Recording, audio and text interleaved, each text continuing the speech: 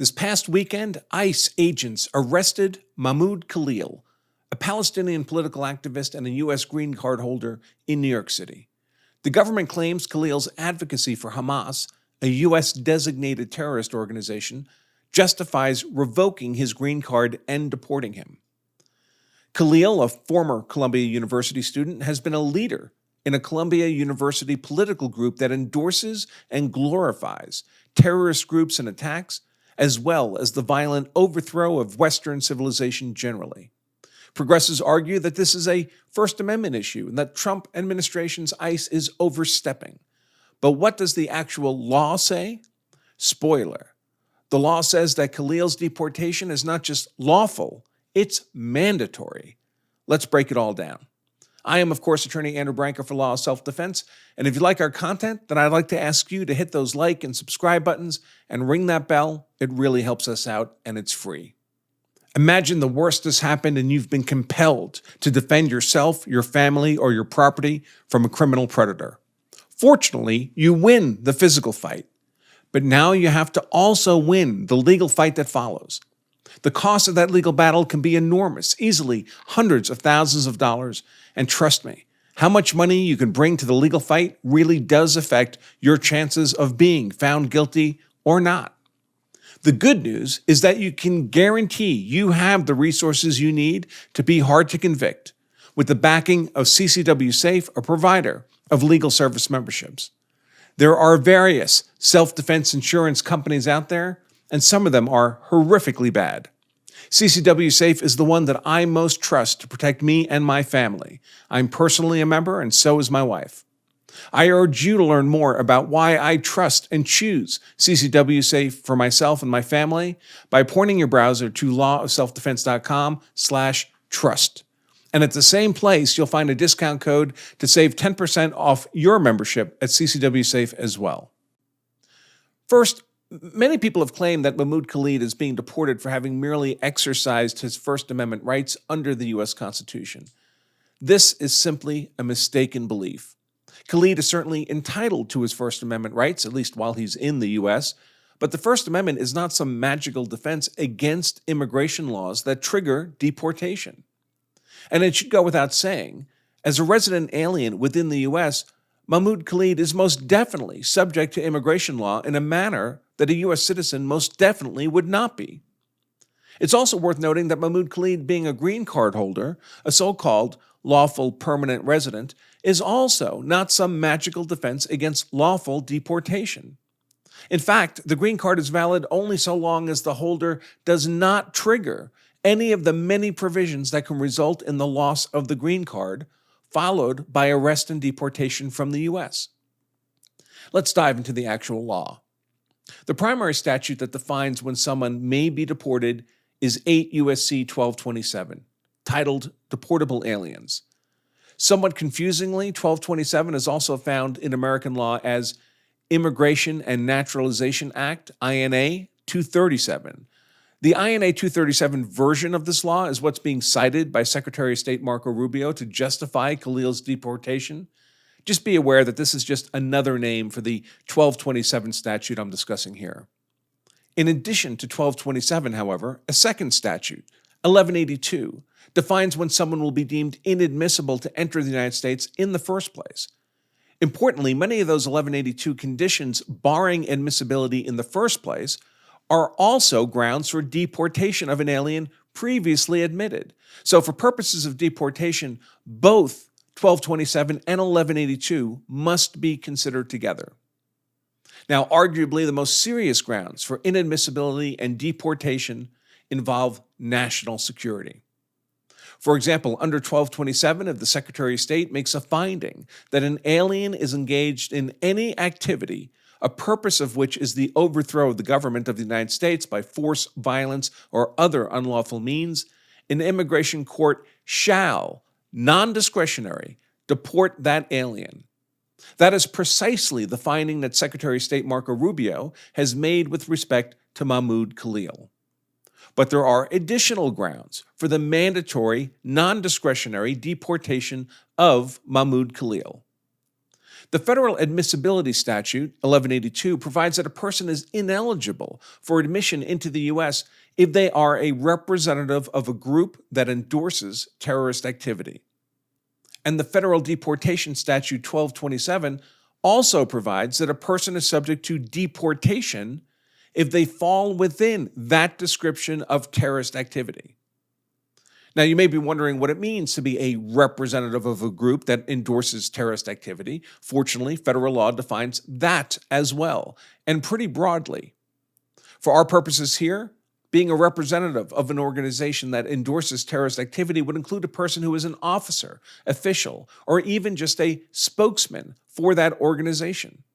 So bottom line, any alien who is even a mere spokesman of a group that endorses terrorist activity is inadmissible to enter the U.S. in the first place and shall be deported if they've managed to already enter. With this understanding of the immigration law and deportation, let's consider the facts around the Columbia University Apartheid Divestment Group operating on the Columbia University campus, of which Mahmoud Khalil was a spokesman and leader. What exactly is this group, CUAD? Well, CUAD is self-described as an organization that is literally fighting for the total eradication of Western civilization. They've stated that they stand in full solidarity with every movement for liberation in the global South, and that their intifada is an international one. Intifada refers to the use of violence to achieve political ends, the very definition of terrorism. Khalil and CUAD also helped organize a marching event in which the participants glorified the October 7th, 2023 terrorist attack by Hamas on the Supernova Sukkot Gathering Music Festival taking place in Israel. That attack involved many heavily armed Hamas soldiers using parachutes to cross the border from Gaza into Israel and then using machine guns to murder hundreds of unarmed Israeli men, women, and children. Many others were kidnapped, with some still being held hostage to this day, although many of those hostages are expected to have actually already died in captivity. The Israeli response to this attack has been to spend the last year or so essentially razing Gaza to the ground and turning the entire area into rubble. Hamas has itself been designated a terrorist organization generally by the United States since 1997. And the Hamas attack on the music festival was designated an act of terrorism by the United States specifically. So when CUAD organized a marching event to glorify the October 7th, 2023 Hamas terrorist attack on the music festival, when CUAD announced that this terrorist attack was a moral, military, and political victory, and that this terrorist attack was justified because violence is the only path forward, it was explicitly endorsing terrorist activity. Mahmoud Khalil has been a long-serving public face of CUAD, a leader and a spokesman, giving many public interviews to various news media on the organization's behalf over the years. This conduct clearly qualifies Khalil as a spokesman and representative for CUAD. Here's just a single example from many of Khalil acting as a spokesman for CUAD, also espousing no limits to how far his organization was willing to go to achieve its political ends. How far are you all willing to go here on campus? We're going to go as far as we need to pressure the university to pressure the university to divest from the occupation. This is up to the group, to the leadership of the group, to decide how far they will go. But now it's clear that the students will remain here. They will stay here until they achieve their demands.